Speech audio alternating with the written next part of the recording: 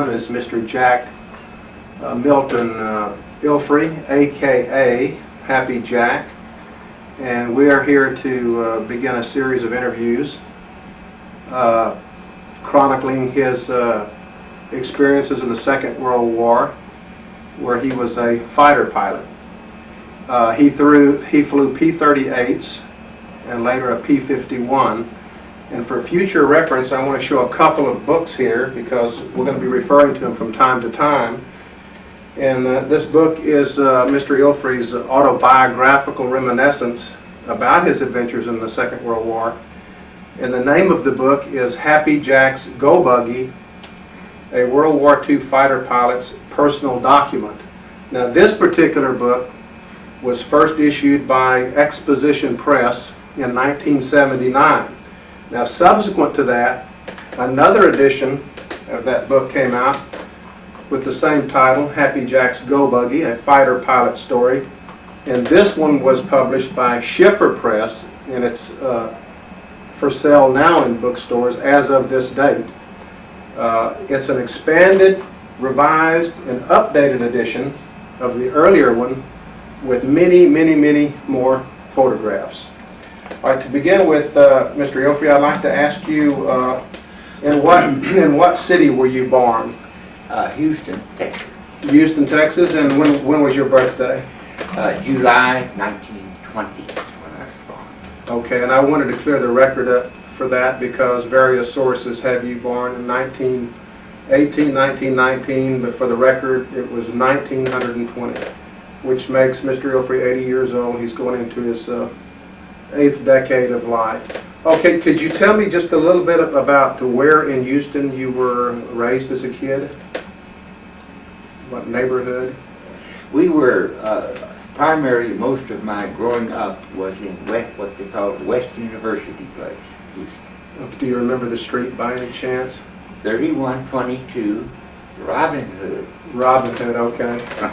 Did you virtually live there all of your life up to the time that you went to college, or did y'all move in Houston? No, I lived there most of my life, and then went off to after high school went to Texas A&M. Okay. Where did you go to elementary school? In Houston, I went to Woodrow Wilson Elementary. I went to Sidney Lanier Junior High School and San Jacinto High School. And then they had just built a new high school, Lamar, and I was in the first graduating class at Lamar, 1938. What did you guys do for activities and fun? I mean, were you an athlete? Were you involved in any athletic programs, baseball, football, anything like that? No, I guess my primary deal there was driving my father crazy by using his car. So you've always had a fondness for cars and automobiles? Yes. For speed? For some reason or other, speed has always, at that time, and particularly in the airplanes, has always kind of given me a thrill, adrenaline lift or something. You get a rush from it? I also had a motorcycle. Oh, you did have, do you remember what kind of motorcycle you had? A Harley Davidson. Did you ever? Medium size, I think it was a 74, they call it. Not the year, but the Harley 74. They had several. Did you ever race it, or I mean, you just basically rode it around for recreation? Mostly back and forth to school and work. Okay. What did a typical teenager do for fun besides, say, driving a car or motorcycle in high school at that time? Well, most all of us, this was right in the middle of the Depression, most all of us had some sort of part-time odd job. Okay. In my case, a grocery store and delivering the Houston Post morning newspaper. Do you remember what your salary was when you worked for that grocery store? 25 cents an hour. 25 cents an hour? And what did you use that money for? To put gas in my car, maybe take a date out occasionally, something of that nature. And how much did a date cost in those days? What did you do? Or what did you do on a date? Did you go to a movie or just exactly what? Occasionally we might take in a movie. As in a lot of communities, the teenagers usually had some kind of a drive-in where we'd kind of all gather, you know, showing off our cars and our girls, I suppose. And in Houston, it was Prince's Drive-In on South Main Street. South Main Street? The hamburgers were 5 cents and a mug of root beer were 5 cents, and we only needed about 25, 30 cents to take the girl out And that was it? and meet with the other crowd. Were you a pretty good student? I thought so, and my records show all through high school I was what you call an A student. I predominantly made A's, B's. I never made any flunking grades. Okay, and I don't want to get too personal, but All right. I mean, later on in your career as a pilot in the Second World War, I've noticed that many writers in writing about you talk about your kind of daredevil attitude, devil may care, a character, words to that effect. Did that part of your personality, was that revealed in high school, and did you ever get into any trouble where you might have had any run-ins with the principal of the school? Not like that. The night I had a wreck in my father's car was sort of bad for me because of him, Okay. which is understandable. But I mean, typical stuff that a teenager would be involved in, but I mean, you weren't a troublemaker by any means in No, class. I never had any troubles in school like that to speak of. I never had failing grades either. Of course, I had to have certain qualifications to be eligible to go to Texas A&M. Right. Okay, now let me ask you a little bit about your family, if I may. Your mother and father, I understand your mother, was she from England, is that correct? Her father was originally from England. So she was an American citizen? Yes. All right, how about a little bit of background on your father? He was a German extraction. His grandfather, along with several of his grandfather's brothers, came to the Houston area in I suppose, the late 1700s, from Germany. Okay. And I understand that your father was an aviator. Is that true? He was a fighter pilot in World War I out at Ellington Field, Texas. Okay. But he never went overseas. He was an instructor there for many years and later joined the Texas National Guard. When did he leave the service? Do you recall? I believe fairly shortly after the armistice. So that was in November of 1918. Okay. So if I understand you correctly, if the war had gone on, most likely he would have gone to Europe at the time. Well, most of them did. What did he fly? Primarily the Jennies, which was the trainer of that day, and then the National Guard had some. They called them O-46s, observation planes. Okay. Was this Jenny a biplane? Yes, it was the trainer for the World War I. How long did he? In other words, how long did he fly? When did he stop flying? When was the last time that he actually took a plane up by himself? I would say in the mid to late 20s. Okay. You didn't have any brothers, did you? No. But you had two sisters. Yes, is that correct? Are they still with us, or are they no? Still living? Both are deceased. And I imagine both of your parents yes, are deceased. Yes. Deceased also. Okay. You told me in one of our discussions one time, I asked you about your first experience flying, and if I remember correctly, you said you were 4 years old when you first went up. Could you tell us about that? Well, as a young kid, I used to go out with my father on weekends to Ellington Field when he went out to join the Texas National Guard squadron there, and they would do some flying.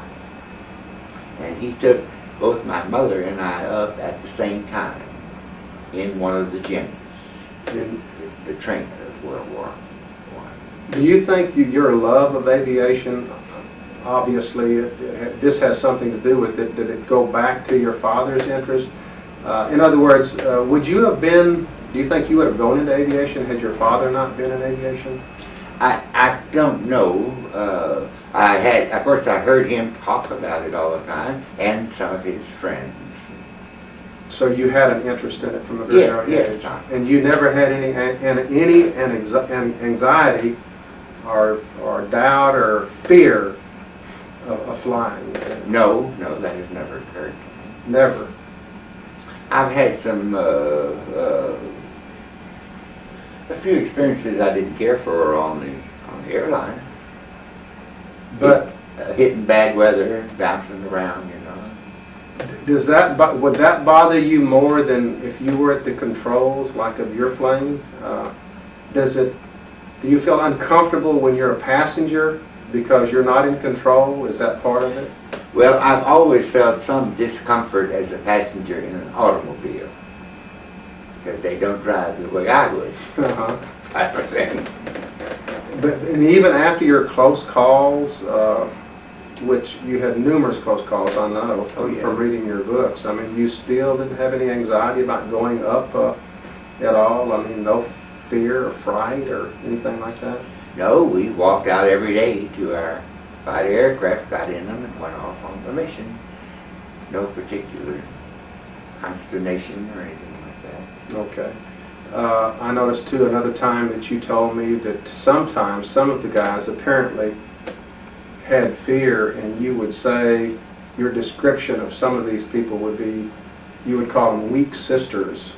Could you elaborate on that for me? Well, we would have pilots that even back in training, in the Army Air Corps training, that you could see just were not going to make it. There's just things there that they couldn't follow instructions good. And then when we were in combat, we'd have replacement pilots, and some of them would come to join us as replacements and would not have had as good training as we had. And when you're flying combat and you're flying with a group, you want to feel that they are combat pilots and will go along with you, and you with them. You have a feeling of camaraderie there. You begin to almost know what they're going to do. It's almost instinctive. I mean, you can tell by the demeanor, just the way they act, the way their visage, the way they look, and things like that.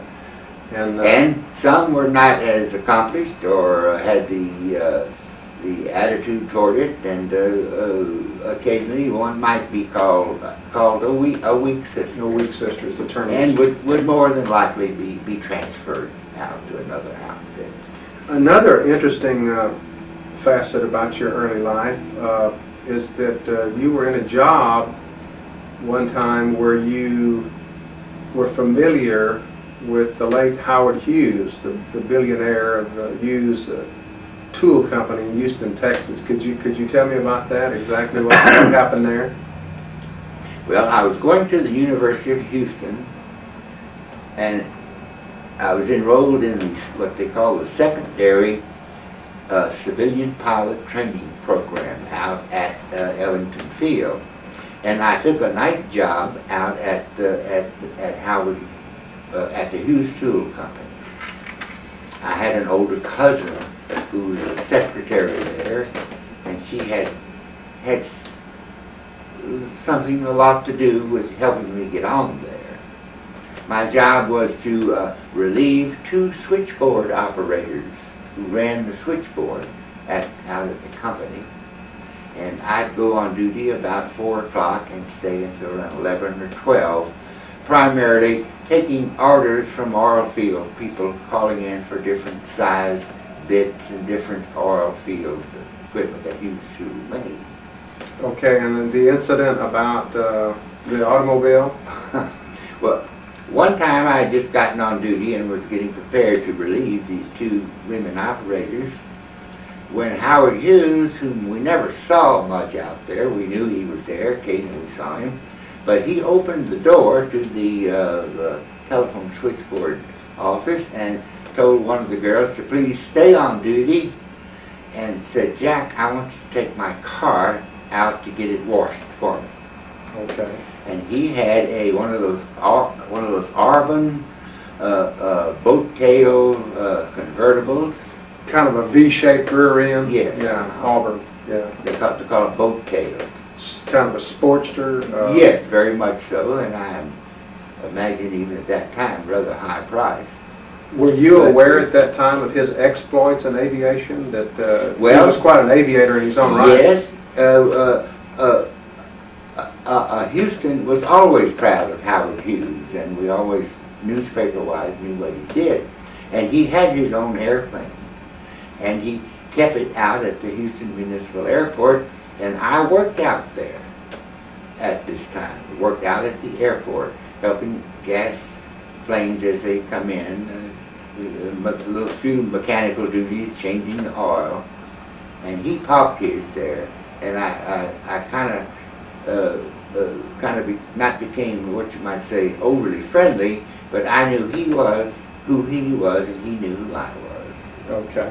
And then later at Hughes Tool Company, he knew who I was when I was there. Okay, now this was, you said when you were going to the University of Houston. Let's back up a little bit, because if I'm not mistaken, you began your college career at Texas A&M, is that correct? And later you had to go from A&M to the University of Houston because you couldn't afford to continue your education at A&M, is that correct? Pretty much. Pretty much. All right, and then how, in what capacity, or what did you do at A&M? What program did you get into about flying? Did they not have a flying program at A&M at that time? They started one of the first ones. It was government-sponsored civilian pilot training program. They were training us pilots to become. They were trying to build up, pilots, and they had these schools in quite a few colleges. The first one I had at A&M. That was 1938. That's where I learned to fly. I got a private pilot's license out of that at that time. Then the University of Houston, I took the secondary program. That was a natural consequence of taking the first one. It's yes, kind of an advancement or something like that. Do you remember when you soloed by any chance? Any specific recollection or date or what kind of plane it was? I soloed in a Taylorcraft, and we also had Piper Cubs. We had very, very good instructors. They were civilian employees, instructors. And I felt that this instructor had taught me correctly, and when he wouldn't have let me go solo if he didn't think I could do it. From all accounts that I've read, you were a pretty damn good pilot. And did you have any close calls in these early flying programs at all? No, nothing. Did you ever do anything impulsive or any loops or anything like that? Or could you even do aerobatics in those kind of planes? You weren't supposed to. Well, you said you weren't supposed to. I mean, did you? Well, now we on the secondary trainer was a Fairchild PT-22 and a Ryan for college designation. We learned aerobatics in those airplanes, and my primary Army school training was a Stearman, which is a very good acrobatic. Very maneuverable yes, airplane. Is that plane, I think, is still yes, manufactured, isn't it? I don't know about that, but people own them and bring them to these different air shows. Okay, now about when exactly did you get into the United States Army? This is kind of an interesting story to me. You took an examination at Fort Sam or something like that. How did that happen? Well, after I had learned to fly in those two college programs, I started thinking about the Army Air Corps. And from Houston, I came over to San Antonio, to Fort Sam, Houston, and went through the complete process of written exams, physical examinations, and was accepted and sent off to the Army training school. Did you think you were actually joining the Army at that time, or was that kind of a surprise to you that you had joined the Army? Not so much of a surprise. Of course, the Air Force is a separate entity today. Right. Then it was Army Air Corps. Well, the only reason I ask is I thought that you were taking this examination, but you thought, you didn't think necessarily that you were signing up, but you had signed up, and your mother took you either to San Antonio, or did she drive you for your first training program, or how was that? She brought me over to San Antonio, and then took me out to my first school at Hemet, California. Were you still going to the University of Houston when you did this, or had you stopped going to school? At the time I was accepted in the Army Air Corps, I quit going to school. You stopped altogether. You went to California, you said. Mm-hmm. And where was this in California? Hemet, fairly close into Marchfield, California. It was a primary training in the Army Air Corps. And where in California was this? Hemet, California. Where in the state? Southern California, Northern California? Was it close to Los Angeles? Or? It was fairly close to Los Angeles and fairly close to Marchfield, the big Air Force base. And how old were you at this time? I was 19, 20. 19 or 20, okay. So we're talking 1941, is that what we're talking about, basically? I graduated at Luke Field on December the 12th of 1941. I became a second lieutenant pilot. Could you take me through a part of the procedure that you go through to become a pilot from the standpoint of instruction in the classroom, aerobatics, knowledge of airplanes, aerodynamics, and that kind of thing? Well, of course, one thing that I know helped me tremendously was I already knew how to fly. I had a license. Okay. And when I ran across the different instructors in these schools, they also quickly knew by going with me and instructing, they also knew I knew something about it. Okay. Then we had ground school. We studied aerodynamics. We studied a feudal mechanical. We learned how to do the Morse code, that type of thing. Do you have any statistics at all about how many people washed out of that program early on? The rumor was that about 50% of every class was washed out in those early schools. And you didn't have any close calls No. as far as engines giving out or stalls or anything like that? No, nothing serious like that. Okay. What would typically be involved in aerobatics? What kind of, for want of a better term, what kind of maneuvers were you taught as far as aerobatics was concerned, which I think would be a large part of being a fighter pilot? Well, yes, we first learned to do slow rolls.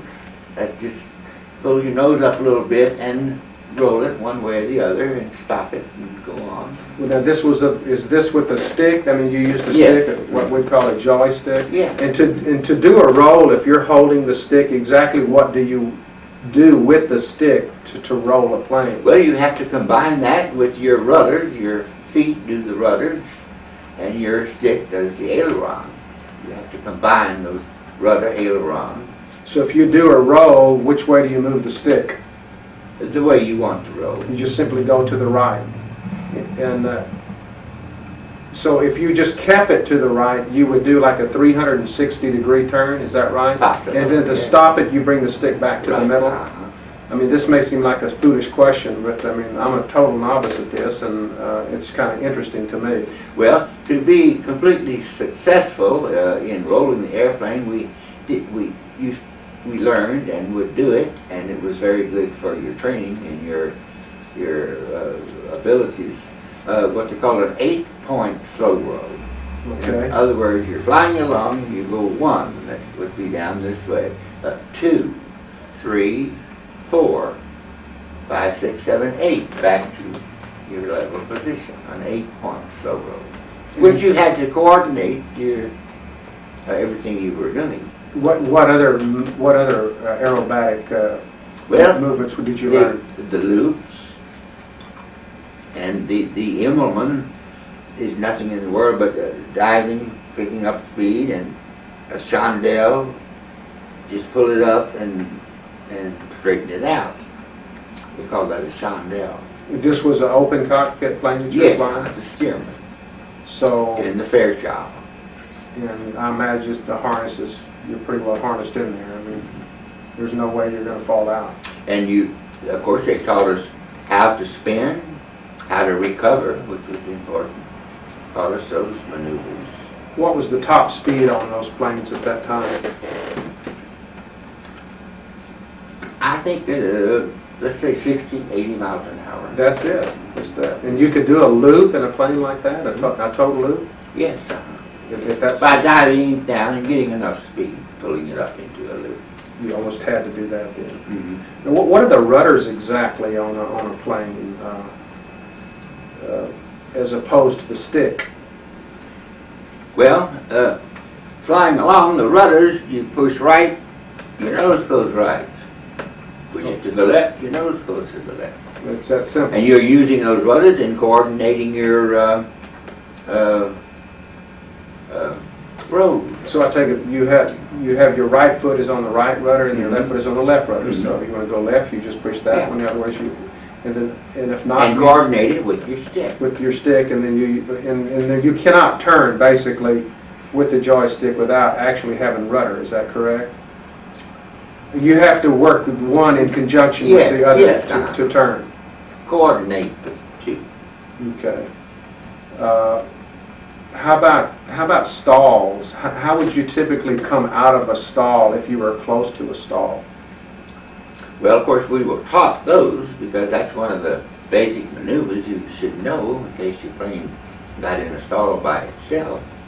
The stall is just pulling up your nose until the plane actually would quit flying and want to just stall. Okay. Would quit flying, and you'd have to do controls for that. Was this a common occurrence in a slow plane like that? It was just natural to do it. Okay. What was the first more or less hot plane that you ever flew? I mean, a high performance plane. I'd say the P-40.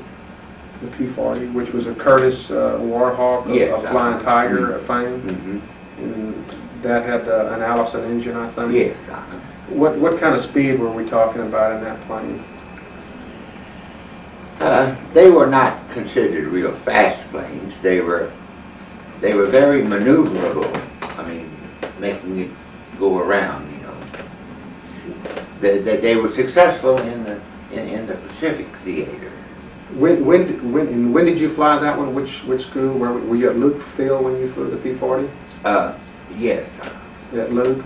Well, actually, it was Marchfield. Marchfield. I went from Luke to Marchfield, where then I was assigned to my squadron and group. Okay. And what squadron and group was that initially? I considered myself very lucky at that time to be assigned to the 94th Hat in the Ring squadron. That was Eddie Rickenbacker's World War I famous squadron. Mm-hmm. And they had just received P-38s and had just come to Marchfield from Selfridge Field, Michigan. And that's where I joined them. Okay. Now, you graduated, you said, in the first class after Pearl Harbor, is that right? At Luke Field, December 12th. Okay, so you're a bona fide fighter pilot in the United States Army Air Corps in late December 1941. Mm-hmm. All right, now to pick up the story from that point, what was the first thing that you did after becoming a pilot? When did you get your first airplane, in other words? Well, like I say, I was first off assigned to the 94th Squadron, and they had P-38s, and I had to learn how to fly, or rather did learn to fly the P-38. How much instructional time did you have in the P-38 prior to your going to England? You recall? Well, not a lot of instructional time, but the first fighter group was sent to Marchfield right after Pearl Harbor. This is around the time that I had joined them for the defense of the West Coast, flying, looking for Japanese submarines. So off the coast, yes, and that kind of thing. There was one or two instances where the Japs did bomb Southern California. Okay. And this was a P-38. Yes. And you picked that P-38 up at the Lockheed plant in Burbank, California. Is that correct? No, this is when we 94th Squadron was stationed at Long Beach. Okay. And we knew something was up in that they were getting ready to send us overseas, but we didn't know much of anything else. But they sent a bunch of us to Lockheed Aircraft Company there in Burbank, California, and we picked up brand new P-38 F-1, the model F-1. Okay. And that's where my crew that I had servicing that P-38 named it the Texas Terror. All right. And I kept that. That's the one I became an ace in North Africa. That very plane that you picked up right there? Yes. Okay. And that's when I flew across the North Atlantic. Okay, now that particular airplane, that was the Texas Terror or the Mad Dash. Mm-hmm. Your crew gave that name, is that correct? Yes.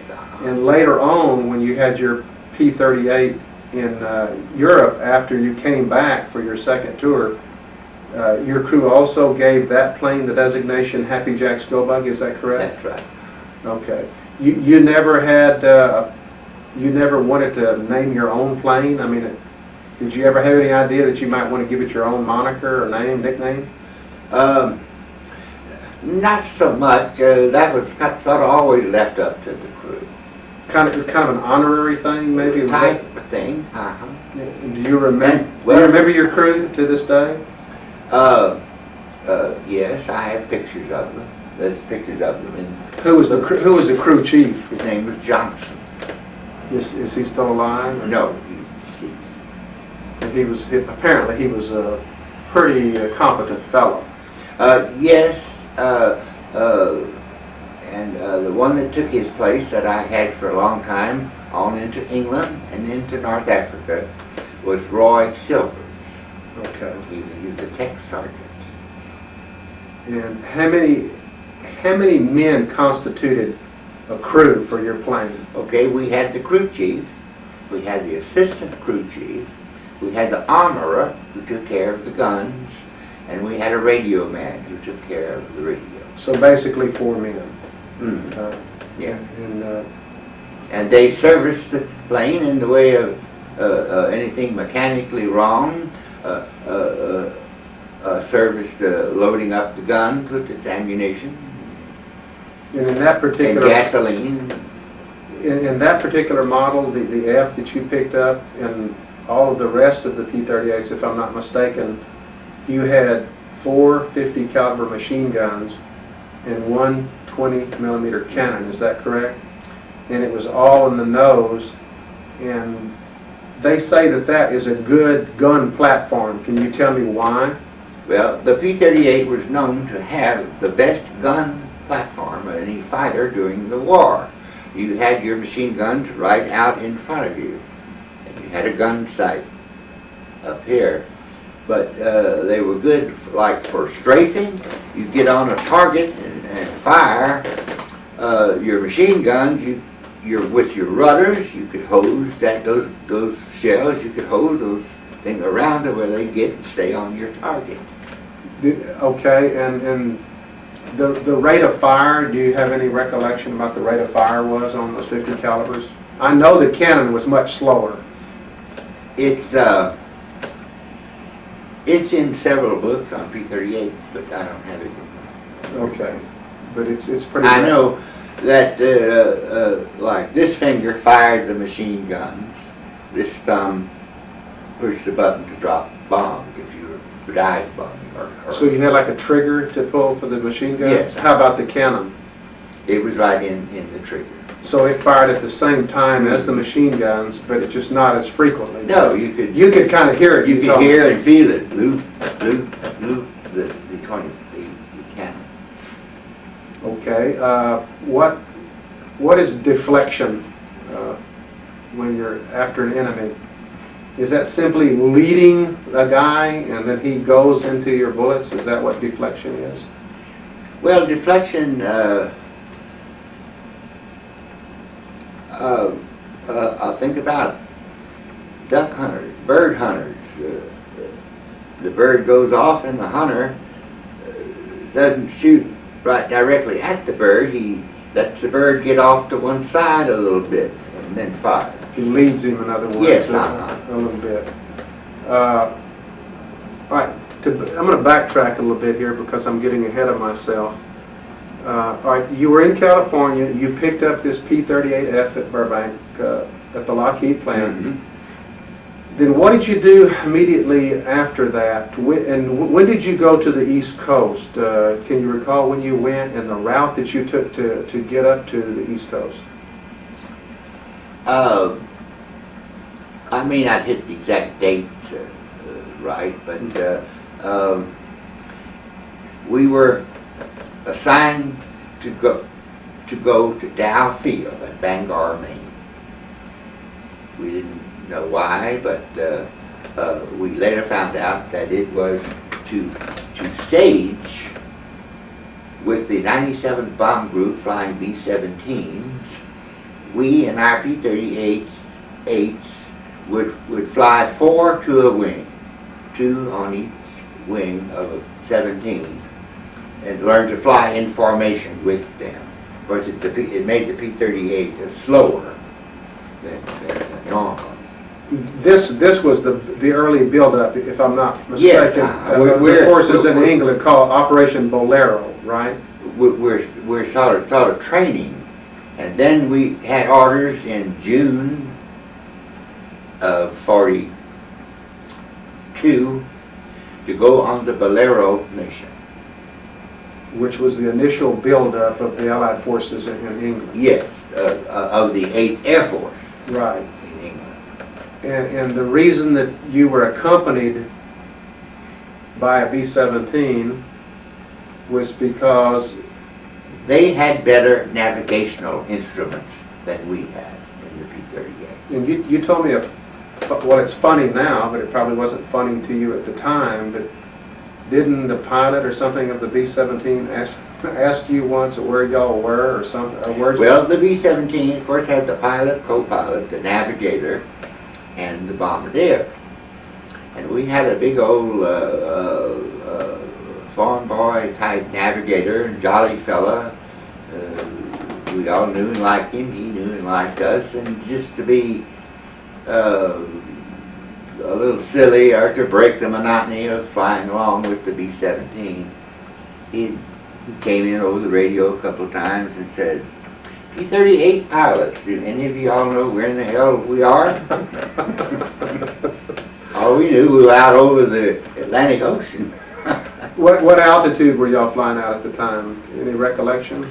I'd say 8,000 to 10,000 feet, depending on the weather. Sometimes you see a front out there and you have to pull up and go over it or go through a weather front. Would you fly like at cruising speed to conserve fuel? Or? Yes, pretty much cruising speed.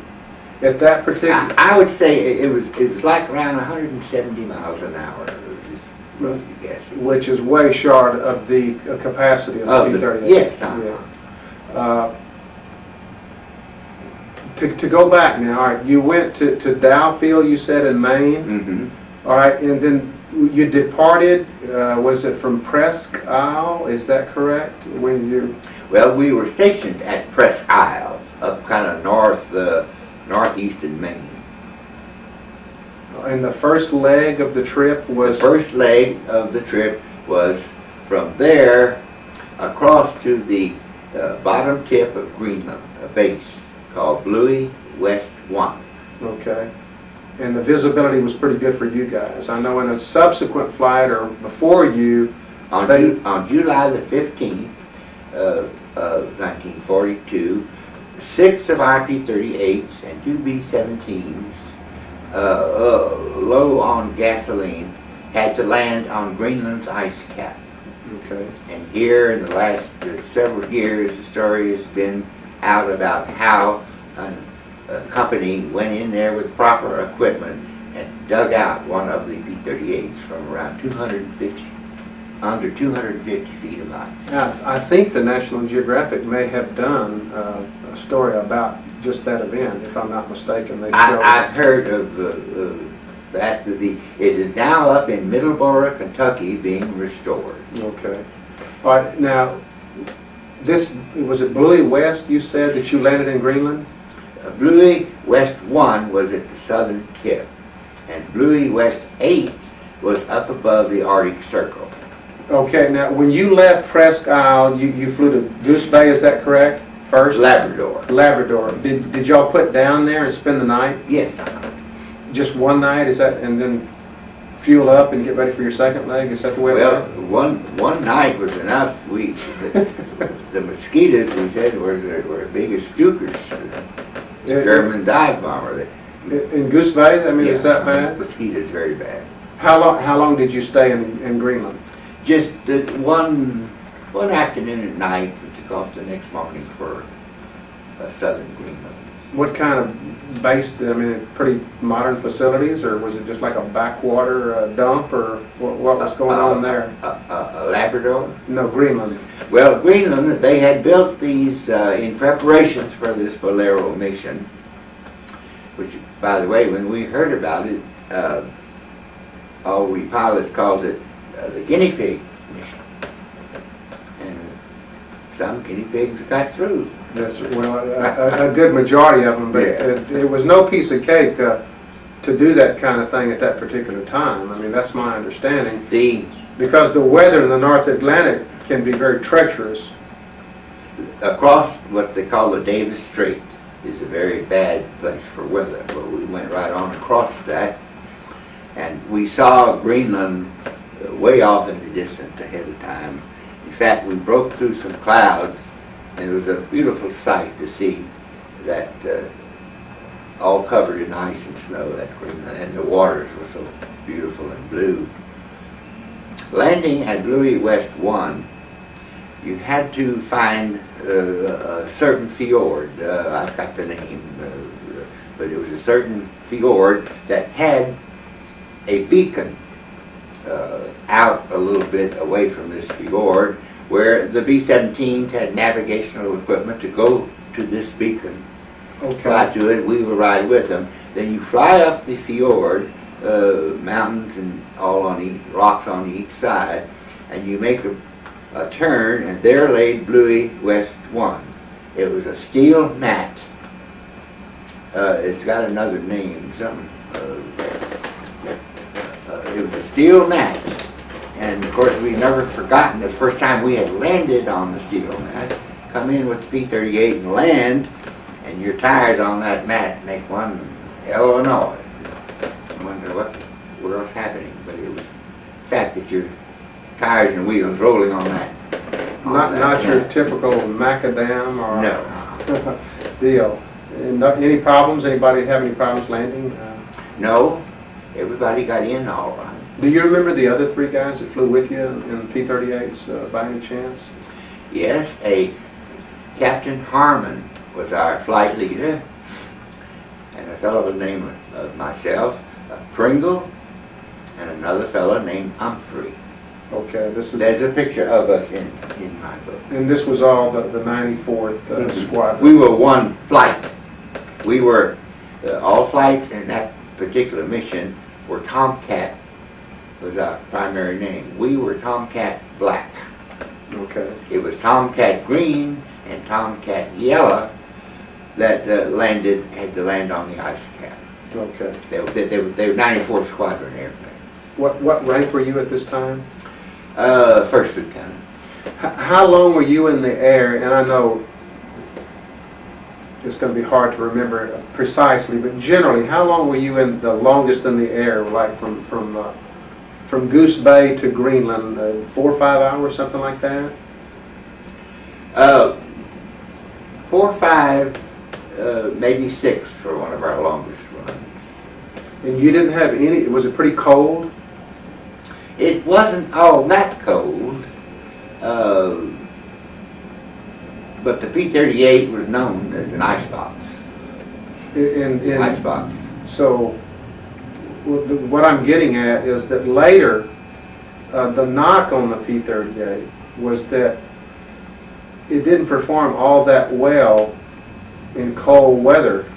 Supposedly it performed much better down in Africa, but it was bulky, or they had some kind of problems with it in very cold weather. It's my understanding that later they actually pulled them out of a fighter capacity and used them mainly for tactical things. But later in the war, that's when you changed to a P-51. So what I'm asking is, did you have any difficulty with those engines flying that northern route to England? None that our crews had been taken by cargo aircraft. We had my crew chief was in Greenland. He was in Iceland, and he was in North Africa the whole time I was there. How did he get there? By a C-47, C-45 cargo. Okay. So he basically accompanied you all the way. With his toolbox and type of thing, you know, parts that they needed. All right. How long did you stay in Greenland? Was it an overnight deal, or a few days, or how did that work out? It was one day and one overnight. A couple of us, I think it's in my book, the trouble we got into. Well, and there's a picture too in the larger book of you on an iceberg or ice or something. What, did y'all just go out on a little excursion on your own or something like that? Or? Well, there were some Navy ships in this fjord, parked here and parked there, and we actually swiped a little Navy skiff, tied up, untied it, went off out to this iceberg that was coming down the fjord. Was that dangerous? Well, the water was very, very cold. How many of you did this? There was 5 or 6 of us. And somebody had a camera, a Kodak, or something like that? Those are my pictures I took. You had a camera that accompanied you over there? Mm-hmm. Wasn't supposed to take a camera, but... Well, that's why I wonder, you've got so many pictures, you must have had a camera or something. That was against regulations? Supposedly. Supposedly, okay. Did the same guys, was it Pringle and Humphrey, did they go with you on the iceberg, or who was that? Another fellow by the name of Mac Werder. He and I were sort of the same caliber. And it was us 4 or 5. What do you mean the same caliber? Fighter pilot. Okay. Devil may care? A hunter. Fighter pilot is known as a hunter. You were pretty good friends with this guy, though, yes, right? He subsequently lost his life, is the way I understand it. Okay, let's pick it up now. You're flying from Greenland now to Reykjavik, Iceland. That's the next leg, is that correct? Yes. And about how long was that? Was that a pretty good time in the air? Another 5 or 6 hours. 5 or 6 hours. What do you recall about Reykjavik, Iceland? Surprised to see such a modern type city way out in the middle of the Atlantic Ocean. That's In such a far northern latitude, way up. Was it a pretty good sized city? And the attractive, somewhat beautiful Nordic people. No Brahms. Did y'all hit any bars or anything like that while you were there? Yes, we found the Hotel Borg, B-O-R-G, in Iceland. Okay. And this is where we, some girls were there, and we got to dancing with them. And surprised when the band started playing Deep in the Heart of Texas. All the girls would clap with us, you know. Was that just a coincidence, or did you request that they play it? I don't recall, but we might have, or they knew we were from Texas, and that's what they played. And then another surprise was to walk out of the Hotel Barg at 2 or 3 o'clock in the morning, bright sunlight blinding you. We wasn't used to sunlight at those hours. At 3 o'clock in the morning? Yeah. Okay. How about the accommodations there? Where did you stay? We had a pretty nice accommodation, barracks type. Was this a lease to the United States Army Air Corps, or you were there as a guest of the Icelandic government, or exactly what was that? Do you remember? Well, I'm sure the U.S. had a lot to do with it. We understood, or we were told, that the Germans had built the airfield there, and that the Icelanders didn't like that part of it.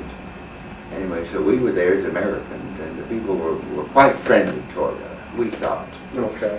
And how long was your stay there at Iceland? Not over a day and a half. Right, now let me back up a little bit. You left Presque Isle, Maine. Was it July the 4th is when you left? July the 4th, okay. 42. All right. And you're en route, you're at Reykjavik, and you leave Reykjavik and you go to, was it Prestwick, Scotland? Ayr was near Scotland, near Prestwick. All right. Do you remember the date that you arrived there? Well, July the 4th we left, and I believe our flight from Greenland across to Iceland was July the 6th. July the 6th, okay. And how long did you stay in Ayr or Prestwick, Scotland? Not too long. Of course, we were a typical American tourist.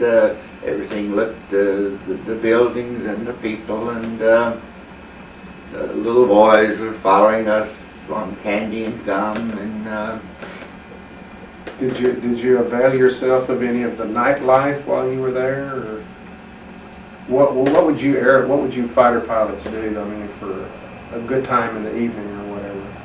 Well, we'd find, you might say, the local bar where there'd be some girls we'd dance with most of the time. Okay. But we didn't stay there very long. We left to go down more into East Anglia to our next base, where we would start flying combat from, Curtin in Lindsay. All right, now, where would that be in relation to London? It would be pretty near to London. That would be a little north of London. Okay. Near Scunthorpe. Scunthorpe was a big city on what they called the Wash. Okay. I want you to either confirm or maybe you can deny this, but I recently got a copy of Freeman's book on the mighty 8th Air Force, and he said one of the first things that they did to these P-38s upon arrival in England is that they had to modify the radio or something because of the British having very high frequency. Right. Or something. Could you talk about that a minute? Tell me something about that. Well, when we got down to Curtin and Lindsay, we knew we'd be scheduled in some type of, I believe the Americans made their first raid, first combat mission July the 4th. when we had just received. When you just left. But our radios had to be switched over to the British VHF, very high frequency system. Okay. And that took the crew several days to do that. All right, now while you're there at Curtin in Lindsay, is that what you said it was? Did y'all weather permitting, because I know the weather is very foul most of the time in Great Britain, or it can be very foul. In fact, I heard as often as not, you would be, the 8th Air Force later on, you'd be lucky if you could have a mission maybe once every 20 days, especially in the wintertime. It was supposed to be horrendous weather conditions. All right, weather permitted, did y'all train while you were there? Did you go up and fly missions or learn formations or tactics? Not too much of that. There was a squadron, the 303 Polish Kaziersku Squadron was there on a rest leave. Okay. And we thought they were the wildest, flyingest, drinkingest bunch we'd ever run across. But they taught us, in talking to us, taught us several tricks of the trade. Okay. Almost all of them were like aces. Let me ask you, typically, in what kind of formation were you flying at that time? I've run across this term they call the finger four. Did y'all use the finger four formation? And if so, what was that? Well, the finger four was the leader, his wingman, the flight leader, and his wingman. Okay. That was a pretty maneuverable way to fly. That's most all of our combat missions we flew that type. The Germans, I think, started with like a 2, but then didn't they subsequently change to a finger 4 themselves? Or do you know? They call it, I think they call it a rot or something like that. Well, it seemed like they suddenly changed from just a few in the air to 40, 50 at a time. Now this, okay. Well, I know because you told me you'd look up sometimes and you'd see a gaggle, 40, 50, or 90, or 100 of them. That's what we call it, gaggle. A gaggle. Again, this may seem elementary and kind of foolish. I mean, I don't know this much about the terminology. But, you're flying, you have a wingman, he's flying, he's got a wingman. Well, who protects, this is a stupid question, but who protects the wingman? The wingman protects you, right? If somebody bounces you. Right. Well, who protects him? Right behind him is what you call the element leader, and his wingman would be behind my wingman. So it's kind of like an echelon or something, and each group is each person's taking care of the other one or something like that. Were you a leader or were you a wingman at that time? To start out, I was a wingman. I later became a squadron commander and then was the leader. Who were you a wingman for first over there? Captain Newell Roberts. Okay. Who achieved A status? Yes. Yeah, and I think he lives up the road here at New Braunfels. Is that correct? Canyon Lake. Canyon Lake, and he's still alive. Yes. Okay. How long did you stay at Curtin in Lindsay before you went to North Africa? And how many? Well, let me ask you this: how many missions did you fly in England before going to North Africa? Well, now from Curtin and Lindsay, we flew down to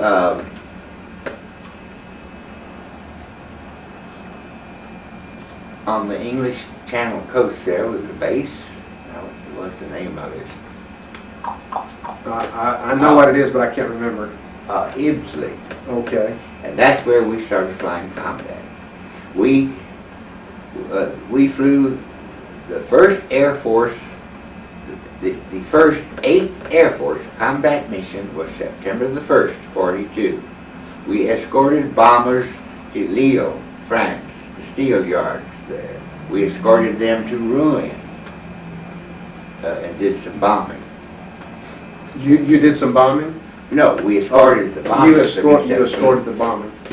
We kept laughing and talking. Well, yeah, we took the road to ruin here. The ruin.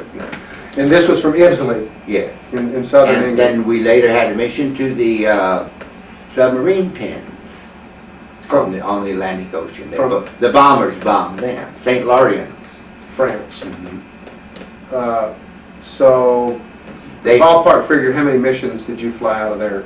There was 10 to 12. 10 to 12. No problem as far as the engines or anything like that? No, our B-17, the crew that we followed in the B-17, they were shot down while we were on these missions. We were sad to hear that. They died, or did they escape, or POWs, or? 2 of them were able to get out, and then they were POWs.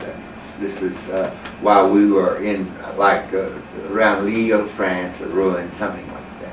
Some of our early missions, they were shot down. Now, in those early little excursions into France, the Luftwaffe, they didn't show up, or? No. We first did what they call a fighter sweep. In other words, our whole squadron took off, got in formation together, and made a fighter sweep over France. Just kind of ducked in there and came back. Okay. Okay, now we were all somewhat apprehensive, all on edge, where are the Germans? Well, some of us saw the yellow-nosed Fox Wolves sitting down here at the air base at Abbeville, which is one of Galan's big yellow-nosed squadrons, but they never took off. And we kept saying on the radio, let us strafe it, but they wouldn't let us do that. Because it's so dangerous, is that why? Well, strafing is one of the most dangerous things you can do. But we were there ostensibly to wipe out the German Air Force, so they could do their D-Day planning type of thing. But they wouldn't let us go down on this field. Was the reason they wouldn't let you do that is because they felt like maybe you guys are novices, you're new to this, and it would have been too much for you? I mean, to handle that attack? I don't think they thought that about us. They thought pretty well of us. I know that. Because I mean, the Yellow Noses supposedly have a reputation for being a pretty mean fighter group. I have. Well, it's been since the war that I have personally met Adolph Galan. He has attended like our 8th Air Force reunions. He's attended our ACES reunions, and he made had made a little speech and opened it to questions. And I stood up and told him about us being right there in 1st of September and saw them down on the ground. And why didn't they come up to meet us? I said, we were waiting. And he said, well, we looked up there and we said, what in the hell are those? Talking about the twin booms. The P-38. Okay. And he said, besides that, we were highly strapped in North Africa and Russia, which they were. Yeah, because they had invaded Russia on June the 22nd. Earlier that year, they got there. But of course, our initial contact with the Germans was North Africa. Okay. Now, after this, was it November now that you're flying to North Africa as part of Operation Torch, or somewhere in there? Operation Torch was November the 8th.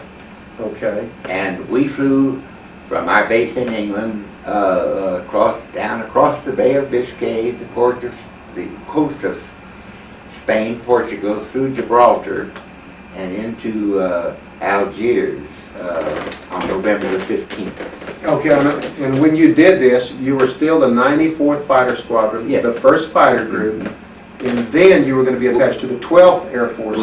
We were then had just organized the 12th Air Force. Prior to that, you had been in the 8th Air Force. Yeah. Okay. Now you leave. They took us off of combat at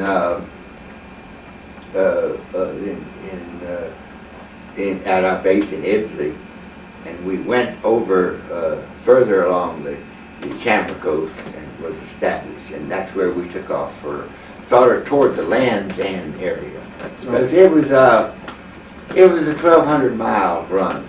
So on this particular trip, you had a belly tank, is that correct, for additional fuel? Two belly tanks, okay.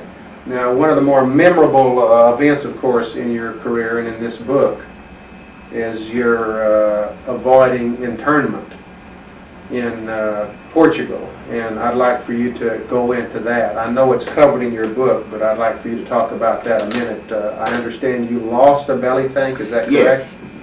All right, what happened? Well, we took off, like I say, from our base to fly across the, I named it a while ago, sea.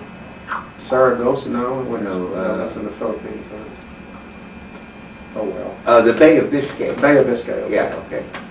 So I was out over the Bay of Biscay.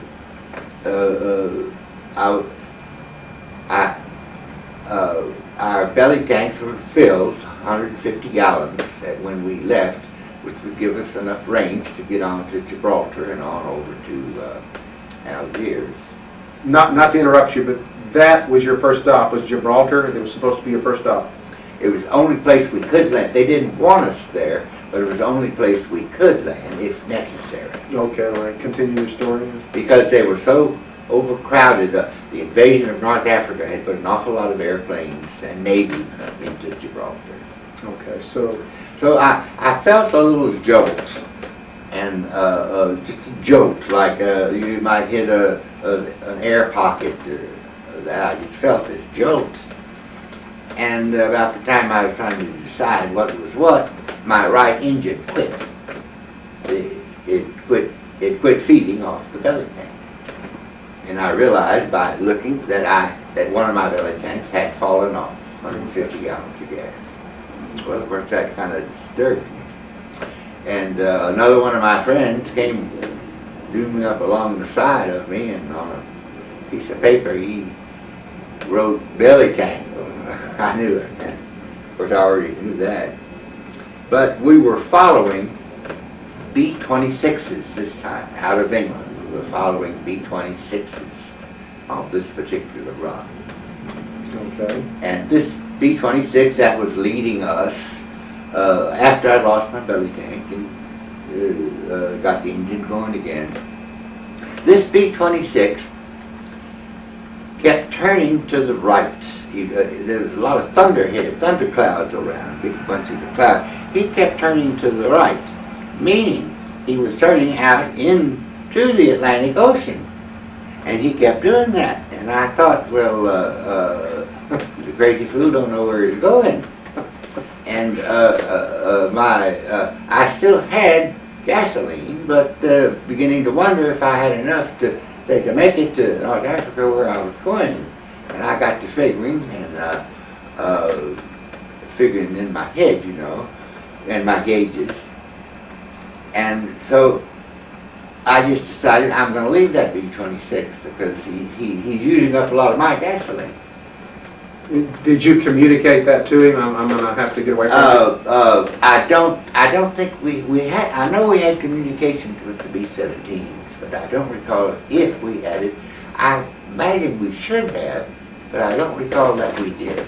Nonetheless, you knew that you didn't have sufficient fuel to get to Gibraltar, so you had to do something. Yeah. Okay.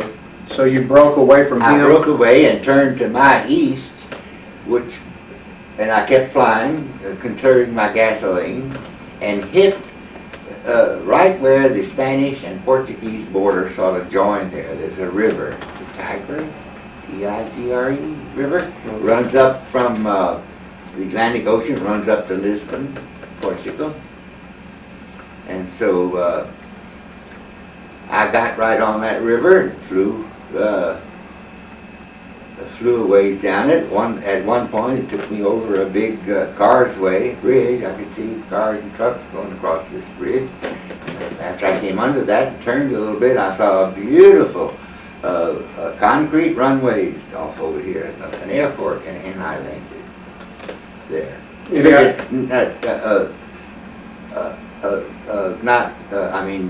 Not knowing what else to do. You know. I had debated about jumping out of it along the coast. I had debated about bellying in along the coast. But then here's this wonderful, beautiful airport staring me in the face, and I landed.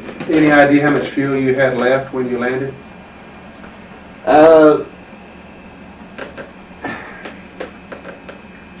Just a guess? I had, there was still some in my extra belly tank that I carried there.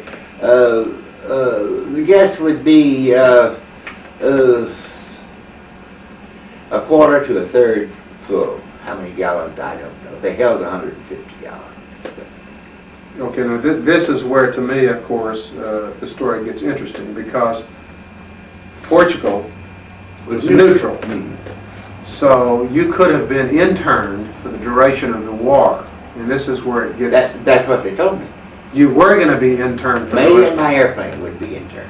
for the rest of the war. Okay, so you land, and then what happens? Do they take you someplace for interrogation, or what? Well, when I landed, and like any airport, off the runways over here was all the administration type buildings and the ramp where the planes park and all, and I kind of headed toward that. And about that time, there was about 6 horsemen, 6 men on horses came galloping out. They had funny hats on, and coats were blowing in the breeze. They came out and started motioning to me to go up and depart, there on the ramp, which I did. Then as I got out, here came some Portuguese officials out, and these horsemen, they got me out of there, and they took me into inside the building. Out of curiosity, how did they treat you? I mean, were they civil? Yes, they were. Civil. One of the Portuguese fellows spoke English, and they took me into the building and started interrogating me. And I figured, I kind of thought to myself, because as I walked in with them to the building, here's a couple of our DC-3s, our airliners, sitting on the ramp with big black swastikas on them. With swastikas? Yeah. Good. Okay. They had our DC-3s using them as airliners. All right, what did they ask you? Well, various, mainly wanted to know, wanted to know, they kept being amazed at the P-38, first one they had seen. They were looking it all over, and just various questions. They were primarily interested in where I was going, and did you tell them? Did you tell them where you were going? No, we just kind of beat around the bush. They gave me some coffee and some cake, and in the course of this, they introduced me to a Portuguese pilot. He was dressed in his coveralls and his helmet, goggles. He introduced me. He spoke pretty good English, and they started asking me, could I show him how this P-38 operated? If they wanted him to fly it over to their military air base there in Lisbon. At the time, I didn't particularly see anything wrong with that. I'm already here. They told me they're going to intern me and my P-38s. And so I didn't particularly see anything wrong with that. So I finally said yes, and took him out to the airplane and showed him how to climb up the ladder, get in. I got into the cockpit, and they had already taken what maps I had been using. My parachute was still there, but they had taken out of my cockpit what maps I had been using, to get into. So you did have your parachute, though. Yes, parachute. How about your personal effects? Did you have your dog tags and wallet and all that? They were in my flight jackets. Okay. And they had taken that. Okay. That I had just left in the seat. Okay. And then my fifth of 4 roses that was stuck down here. About that. A fifth of 4 roses. Yeah. Okay. They took that too. Uh-huh. All right. Then they had refueled the plane. Is that correct? Well, no. Okay. They had not. When I took the pilot back out, and they asking me about refueling. I remember they wanted to know what octane. I got the fact they want to know the octane. Well, we used 100 octane, and I told them that. They didn't have that. And well, what did they have? Well, they mentioned they had some 85 octane. Would that work?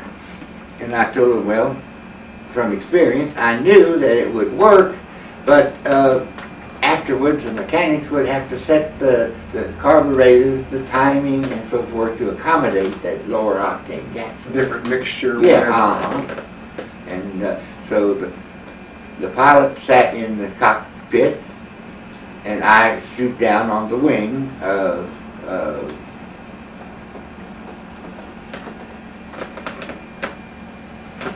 Just a minute, we'll get to P-38. Okay. This is right here between us here. And this is a model of the plane you were in at the time. This is the Texas Terror. Texas Terror. Okay. Now, to get into this thing, we had a little ladder, little switch you threw, and a little ladder came down here, and you had steps to get up, walk on the wing here to get over here to the cockpit. Okay. Okay, I showed the Portuguese guy that this particular canopy on this F model opened this way. Okay, to the side. Okay. A lot of them would open back, but in this model they open this way. Okay, he was in the cockpit, and I was stooped here on the wing, from, or rather, I was in the cockpit, and he's stooping down here looking in, and I was showing him the various switches, you know, battery, prop control, mixture control, throttles, and the flaps were over here, and the wheels up, down, and I was showing him how to start the thing, and in the process, these I don't know all the mechanical names, but you had switches that you would push, which would energize the engine. Then you had two here that you pull back, that would engage the propellers. Okay. And as the propellers were engaged and the mixture and all was set right, they'd cough, spit, and start. So I'm showing him these situations, and in the process, I went right ahead and started this left engine. And I put pretty good power on and held it with my brakes, and this breeze blew off his hat. And finally, I put enough here on this, enough wind on him that it made him blow out here, and he kind of slid down and he slid down onto the ground. So I just quickly said to myself, first though, like I said, about we were talking octane and gasoline. An old-fashioned gasoline truck came out that you had to crank to get the pump for it to pump the gasoline into the, and your gas caps were out here on the wing, and I showed them how to undo them and put the hose in, and they put some in there.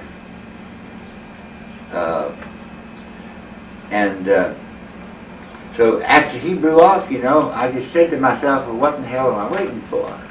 So you made a conscious decision after he fell off. Yeah. I'm getting out of here. Well, I knew I had gas. I had one engine going. Very, very quickly got this one started.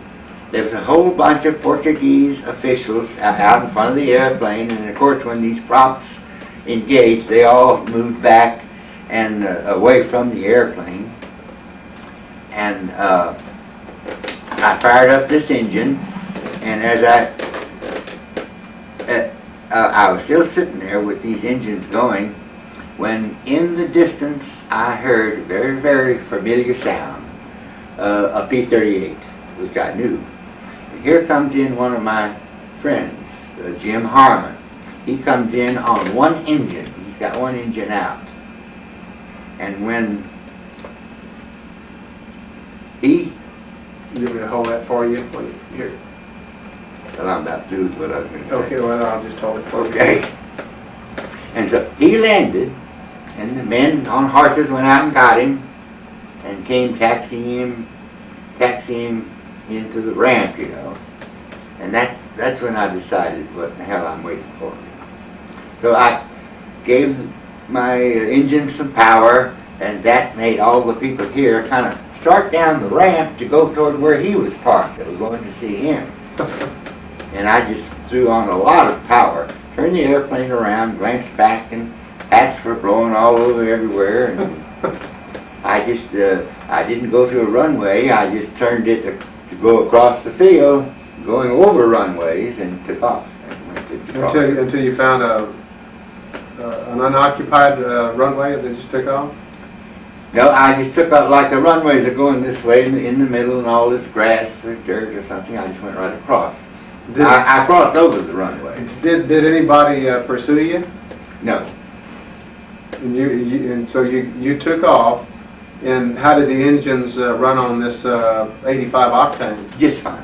No problem. No, I kept my mixture very low. Okay, now, all right, you leave this place and you fly to Gibraltar. Mm-hmm. Okay. Now, what happens when you get to Gibraltar? I understand there's some kind of a international incident created because of this in Portugal. Well, by the time I got to Gibraltar, the American officials already knew of this through the State Department procedures, Okay. radios and so forth. So you were in defiance, basically, of international law by doing that. Did you get called on the carpet for that? Well, I knew I would be, the way American MPs with their pistols and all came out and didn't give me a chance to get out myself. They just grabbed me by the... Got you from Lisbon to Gibraltar. Gibraltar. Okay.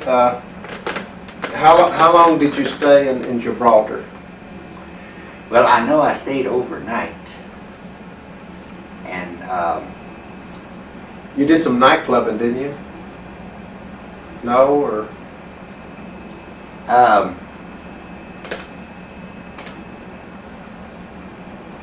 there was some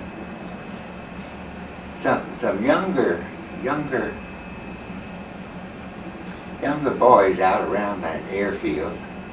Of course, the airfield is right directly behind the huge rock.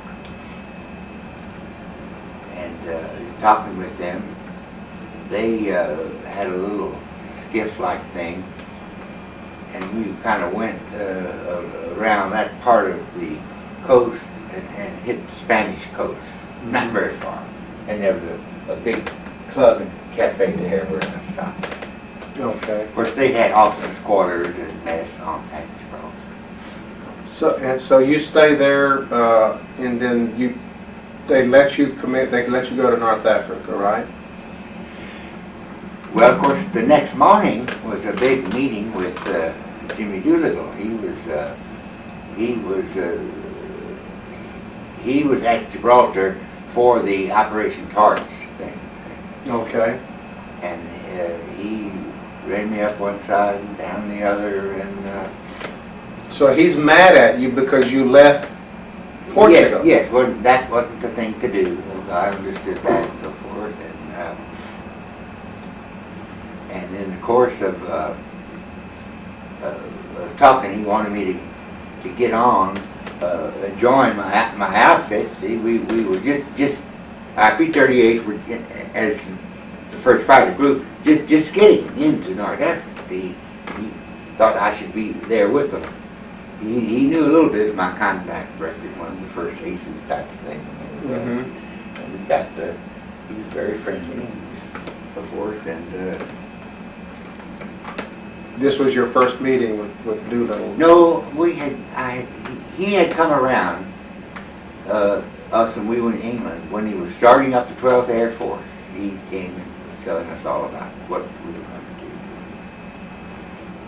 Okay, now when you left Gibraltar, did you fly accompanied? No. You flew to Africa by yourself? In the course of the interrogation with him and several of his, there was a Colonel Willis who was, that I remembered, was kind of sounded like a hard ass, was in charge of the station there, the American station at Gibraltar. So when they were telling me about going back, going gone and doing this so forth, I kind of got them, and he's not here. Off talking about Doolittle and who was it, a hard ass by the name of Willis? Colonel Willis. Colonel Willis. What do you mean he was a hard ass? Well, I mean, blustery and eating me out, and ought to have better sense, and I indicated something to the fact that, well, it's happened, now what do we do? You know? Water under the bridge. What are we going to do now? So. And I gave him a little, like one of my little mischievous grins they say I had. I said, Colonel, if I get in that P-38, do you think I'm going to take it to North Africa? He blew up at that. And Doolittle reared up out of his chair and said, get your ass to Oran. Which I did. He told you to get your ass to Oran? Yeah. Okay, so what kind of flight are we talking about from Gibraltar to Oran? That's not too far. I mean, just right across the Straits of Gibraltar, or not a very long flight. Okay. And this of course is after the Allies had landed in Vichy, France. And it's where my 94th Squadron was stationed. They were at Oran. Mm-hmm. Okay. So how much later did you arrive than them? It wasn't really too long, was it? A few days? Day and a half. Just a day and a half? All right. What happened when you got to Oran? This is Algeria, right? Yeah. What happened when you got there? How many planes were there? What kind of facilities did you have? We had rather poor facilities. We had our sleeping bags put on the floor of a hangar, and they had facilities for servicing our planes with gasoline. And then we later were transferred to a place called Aix-les-Bains, which is the scene of an old Roman bath. Big marble type tub-like and columns and hot water coming in. Now, wait a minute. Aix? Y-O-U-K-S. Well, Les-Bains is bath. Okay. Okay. Aix, Y-O-U-K-S. Fairly near the rather larger city of Tebessa. Okay. Algeria, Tebessa. And there's pictures in my book where you saw where we had dug holes in the ground and put our sleeping bags in it. That's where we slept. You slept in a hole in the ground. In a hole in the ground, in a pup tent kind of thing? Well, we each had half a pup tent that we joined together, dug over the hole to put our bags in. Pretty primitive accommodation. Yeah. For some reason, I thought maybe it would have been one of those Quonset-style huts or something like that, but I guess that was just too early. And they had those. We later, at one place, had the pyramidal tent. What was the weather like when you arrived there? This is like November of 1942. Is that correct? Very similar to Southern California. It was. Mm-hmm. Was it you got pretty chilly at night? It would get chilly at night. All kinds of fruit growing, oranges, like tangerines and figs, and we all overdid the figs. So I take it they had a laxative effect. Is that very much so? The authorities even got mad at that. Because y'all got sick? Yeah, and wasn't able to fly. For how long? I mean, just a day or so, or something like that? That doesn't last very long. All right, now, did y'all know exactly what you're going to be doing in North Africa? I mean, did the authorities tell you basically what you're going to be doing the next month or 2 months? We knew of the landings, the ground troops landings. We knew of that. Oran, and we knew of Casablanca. We knew a P-40 outfit had come in by aircraft carrier and flew their P-40s off the carrier and were stationed in fairly close to where we were. I think I read something about that in Freeman's The Mighty Eighth. I think those guys flew off the USS Ranger. I could be wrong about that. That sounds like it. Those P-40s. I knew, but I can't recall it right now. So now you moved from Iran to this Euclides, and how long were you that? Did you fly any missions from there? Yes. How big a base was it? Did you have like bombers there too? And if you did, what kind of bombers? There was a few B-25s and B-26s there that we escorted on short run missions. Well, now From there, it was pretty close to Tunis, pretty close to Bizerti, a big harbor off the North African coast there. Our bombers would go over there and bomb. Now, all of our B-17s were behind the Atlas Mountains. Again, like Southern California, you've got the ocean, you've got the plains and then mountains, kind of similar to that. They were the Atlas Mountains there. Okay. Behind the Atlas Mountains started the Sahara Desert. Okay. The difference being like the B-25 Mitchell and the B-26 were twin-engine, Yeah. light or medium bombers, Yes, and of course a B-17 was a 4-engine heavy bomber. Right. Were there any B-24s? Yes, there were. We all went to a place called Biskra. It was right on the desert. Okay. They had graded off a big flat space of desert, made it like a nice runway. All right, what was the first mission? Can you? I mean, do you have a vague recollection of your first mission in Africa? Was it escort these bombers? Is that what it was? No. Our first mission, my dear captain down the way there was the flight leader. He said he volunteered, and I said, well, you didn't ask me, and I didn't volunteer. Who was the captain? Down here, Newell Roberts. Oh, Newell Roberts. Okay. But he's kind of a braggart type anyway. You get along with him okay? Well, I still remember a few things I did not like at the time. Okay. He was he's the one that at North Island, back when I first got into P-38, checked me out in the P-38. And I'll always give him credit for doing a damn good job, because kiddingly, he said, okay, Jack, you ought to be able to take this thing up. We've been through this, we've been through that, we've been through the other.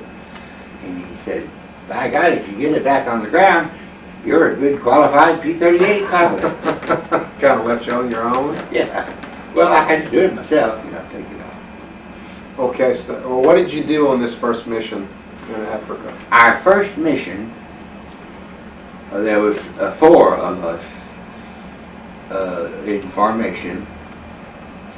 We were assigned to strafe FAID, Fade Pass. Fade Pass, okay. FAID, we would, and that's what we did. And the Germans had gun emplacements in this pass.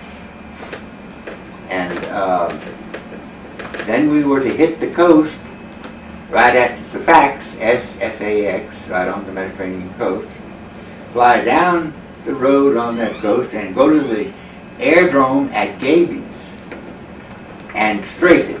They were full of German planes. The intelligence knew this and they wanted us to strafe them. Okay, we did. And it was pretty hairy. So this was your baptism of fire right here? Yes. And right after we did that, we were on our way home, and he and I both spotted off down to our, 2 o'clock position, 2 airplanes going the same direction we were, but down below us and off to the right. And they were ME-110. For the benefit of those that that don't know, is an ME-110, is that a twin engine? Yes, it's German. It was one of Germany's twin-engine fighter bombers. Okay, so you and Roberts see these two. Okay. The litho print Yes. shows that. Right, the Boyette print. He went after the one on the right, and I went after the one on the left. We got both of them. It was our first victories, pretty much on our first mission. A good start. Very good start. Could you tell me, just briefly go through how you attacked? It didn't seem like I saw the ME-110. I came up in behind him without any trouble. He's right in my gun sight where he should be, and there didn't seem any effort at all to get in what I thought was close enough. Fire my machine guns, see it hit his. I see it hit that ME-110, and see a lot of smoke and all come out of it.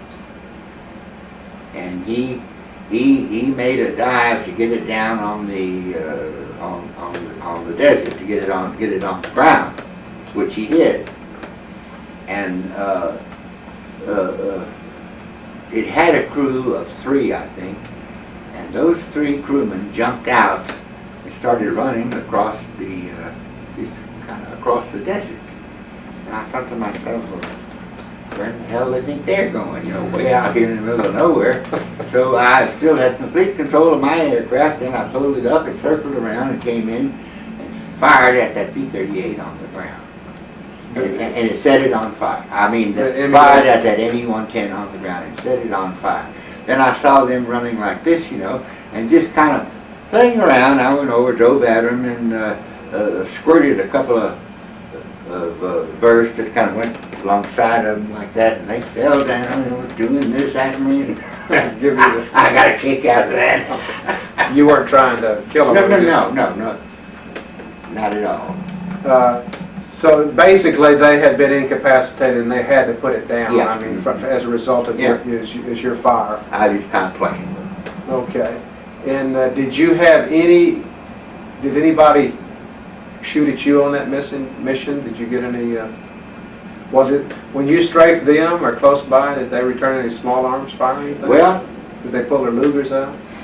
No. I kept wondering as I was shooting, as I was firing at the ME-110, what are those little orange-red balls coming out of the back of it? I wondered, well, what is that? It dawned on me. It's a tail gunner. So, it's me. So they have a tail gunner. They just float out at me and go by outside. You know, just bright orange, red shells. What was your mental state while all this was going on? Whoopee. Well, I mean, was it an adrenaline rush? I mean, was it exciting or? Well, anytime like that P-38, anytime you push the throttles forward to take off, and it goes, and superchargers come in, you surge down the runway, that's an adrenaline. And so is it to fire those guns, anytime you fire those guns. And this was basically you and Newell Roberts at that time. Y'all were by yourselves and so on. And after this, you returned to base? I mean, did that conclude the mission? That mission. Okay, so that's basically probably among the first victories that anybody in the 94th had during the Second World War. But you didn't have any holes in the plane or anything like that upon your return? No.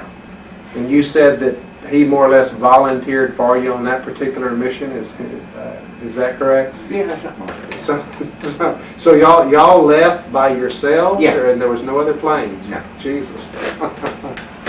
And you did. I mean, let me see, what I want to ask. I mean, it seems so naive, but I mean, what do you think while you're going through this process? I mean, is it instinctive or what? Well, it just seemed natural enough for me to get in behind him and fire at him. It just seemed natural. It didn't seem like there was any effort. I knew exactly what I'd been taught, exactly what to do. Did you? What was your altitude about when you first saw him? I'd say we were 1,000. Oh, very low. 1,500 feet. You didn't have any small, you didn't have any small arms fire when you'd gone on the first part of that mission? No. At Sfax or the pass or wherever you were? No. Did you see any Germans there? At those other places? Well, they're out in the harbor of Sfax were several German type freighters, I suppose. Did y'all do any strafing there? No. Any particular reason why you did? Well, we were not told to, I think, is the main thing. Okay. So you come back to your air base, then that's your first victory. And what date was that? June the 29th. No. November 29th. November the 29th, 1942. Mm-hmm. All right, when was approximately your next mission? The next mission was several days later. That's when 4 of us went back to Gaby's to do some strafing, Okay. which we did. Roberts, McWhirter, myself, Lovell were the ones on that particular mission. Okay, now that's the day where 6 of them, it was a dirt field, they were spewing dirt behind us. 6 of them started taking off. And at Gaby's? Yeah, and we could see their trails of dust. And Roberts was the leader. He said, "I'll get the first one." I was his wingman. I was to get the second. It seemed no problem to dive down on those that were taking off and fire. Now, I fired at mine, and he somewhat burst into flame, and he started to turn like this, and he came real tight in a turn. His wing hit the ground. He just went into a tumble ball and exploded. That's number 2. Mm-hmm. Okay. And we had strafed, and there were still airplanes parked there. We got the ones that were taken off. So I made the mistake that applies to most any pilot. After takeoff, you should never go back and try to make the field. But I could see the field, and I turned around and went back across it. And that's when one of them, taking off, came at me head on. And I could see his cannon, his nose cannon, just firing. Okay, my fire got him. That would have been my number 2. Okay. My fire got him. You talking about number 2 for that day? Yeah. And so that's But two more of them in the meantime got off the ground. And after that, I started getting, I could see some of this. I got off, I took off the side of the aerodrome and going back to my aerodrome as fast as I could make that P-38 tow. And the 2 of them got off, and they came up. I saw them climb up over the top of me this way, and I saw them start their dive to shoot at me. And that's exactly what they did. What were these? 190s? 109. 109s, okay. Uh-huh. Messerschmitt, okay. Yeah, they're fighter, okay? These 2 of them made 2 passes apiece at me, and I could very readily hear and see their bullets marching along my wing. I could feel their cannon shells hit this armor plate back here. I could feel them hit my feet. I was sitting on armor. And I yelled out. Robert said I yelled. He heard me say I was hit. And he didn't know if I meant my airplane was hit or just me was hit. He didn't know. But he and Lovell came over to where I was with these 2. We were kind of all right together there, And Lovell came in and shot one off of my tail, and Roberts chased away the other one. Okay, so you're on your own, or did y'all all go back to the base at that time? Well, we all went back to base. How about McWhirter? He came in later. He is one that ran out of gas out there and landed and got a hold of some Arabs got a hold of him. They were all over everywhere, and they got some automobile gas and put it in his plane, and he got it back to base. Was this the time, I know it's probably kind of exaggerated, that your plane had all of those Yes. holes in Uh-huh. it. But you didn't lose either engine, is that correct? Yes, I lost the left engine. Okay, that was the one where the cannon had penetrated, yeah. because in the photo in your Yeah, book, you can see it shows that. And so the armor That plate, was that one that was taken off that was firing straight ahead at me. See? And I was firing back again. and that armor plate saved you, Yeah. obviously. Our radios sat right behind the pilots, and several of the shells hit that radio, and it just kind of like spring, zoom zoom, it just disintegrated, sparks flying all around that canopy. How far was it back to the base? Not a great distance, maybe 20-25 miles.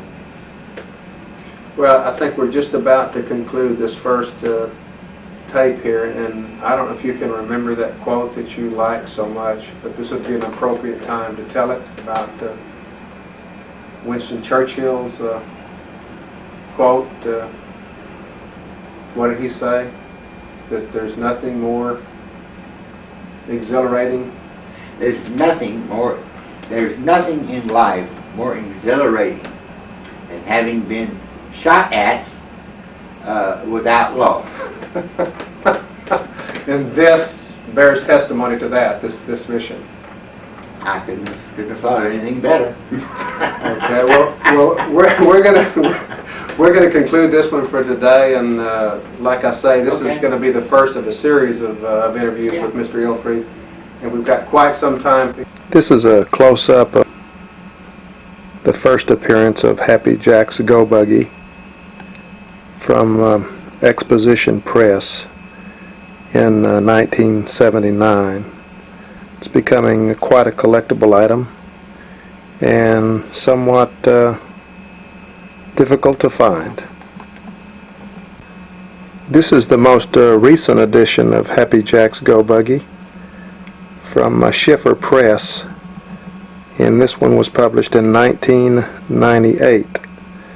This edition is still available, and you can obtain it also, I think, on the internet by way of Barnes & Noble and Amazon.com. This is a painting in the Schiffer Press edition of Happy Jack's Go Buggy of Jack's last mount, P-51 Mustang.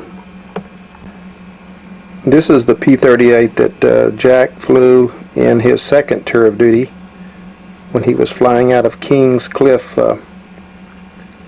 England. And this is the plane that he got 2 victories in May of 1944. This is also the plane that he flew at D-Day, and the one that he was shot down in France. This was the first plane that Jack Ilfrey flew. Indeed, this is the plane that he picked up at the Lockheed plant in Burbank, California, and subsequently flew all the way to North Africa. He also achieved A status in this plane on December the 26th, 1942, after a double victory. This was called Texas Terror / Mad Dash. In every case, all of his planes were named by his either the crew chief or his crew. By John Stanaway has extensive coverage of Jack and lists all of his victories, as well as many photographs of him and his plane, and a great deal of biographical data. It's a paperback book, and it is currently available as of this date. Also currently available, and it contains information about Jack and his P-51 that he flew in his final tour of duty in Europe. he didn't get any victories in this plane, but he had a interesting rescue of one of his buddies there, I think a Kelso, when he landed in a pockmarked field. Picked this guy up strictly against regulations, and he said that it was quite a tight fit in the cockpit, but he did rescue his buddy, and I think they flew to either Brussels or Antwerp. And this title by Joe Foss, who was a Congressional Medal of Honor winner, and Matthew Brennan, contains an excerpt from Happy Jack's Go Buggy, namely his being shot down in France and evading capture, posing as a French farmer. Paper-bound book also contains information about Jack and his ace status. I do not think it's available any longer. This compendium of American Aces by Frank Olnick contains an entry on Jack with all of his victories, and it also contains a photograph of Jack. I'm not sure that it's any longer available, but it's a superb book. Finer books on the P-38 that I've seen. It was done by Crown Publishers back in the early 80s, and it has some superb cutaway drawings that I'll show here in the next frames. Here's a picture of the cockpit, very comprehensive. And to the right over here you can see that instead of a stick he did use a yoke.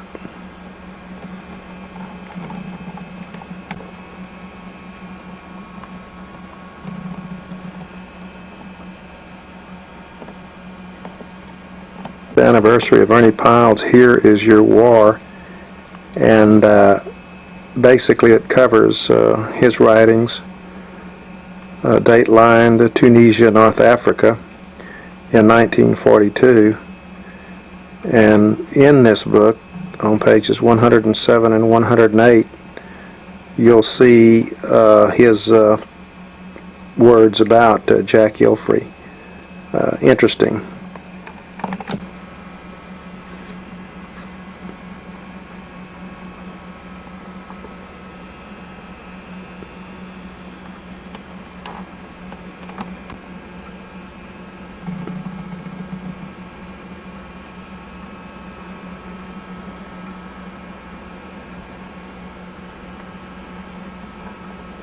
Another title currently available with many cutaway drawings, stories, photographs, and tracing the development from the early stages to the final production model.